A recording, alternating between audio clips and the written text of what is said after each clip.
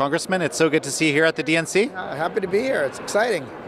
So what would you say the Vice President has to accomplish in her speech tonight? I think she has to lay out a vision of how she's going to help the American people. Right now, there's a top concern about fighting inflation as well as making just living more affordable. I'm a parent of a toddler, 2 years old. We've seen grocery prices increase. She needs to talk about that. She needs to talk about how she's going to make housing more affordable and her plan to do so, and also give people hope that, especially young people, if you work hard, you save your money, you're going to have an opportunity to buy a house in this country, and that's what it's really about, laying out that vision in a compelling way, and I think she can do that. How would she need to govern differently than President Biden? I think first, Biden's policies were really popular, hands down, reducing the price of insulin to $35 a month, also the cap of out-of-pocket costs for Medicare. You poll those, they're sky high, very popular.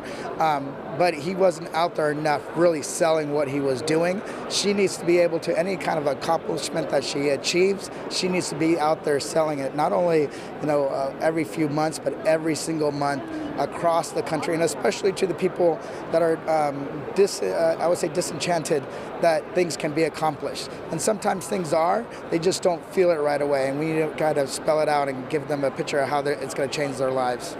So one of the things I've observed is that there's been the discussion on foreign policy issues has been a bit thin at this convention. Would you agree? Why might that be?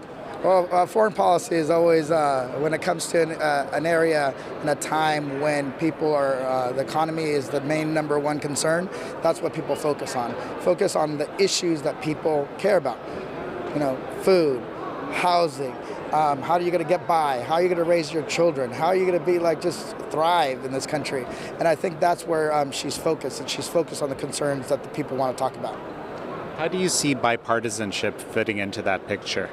I think one is that housing is no longer a blue state or a blue city issue. It's spread across the country. I had talked to a Republican in Ohio. Number one issue, housing. Nebraska, number one issue, housing. Florida, number one issue, housing. And so that's kind of the main issue that people are talking about is affordability, and how do you make it easy for people to get by.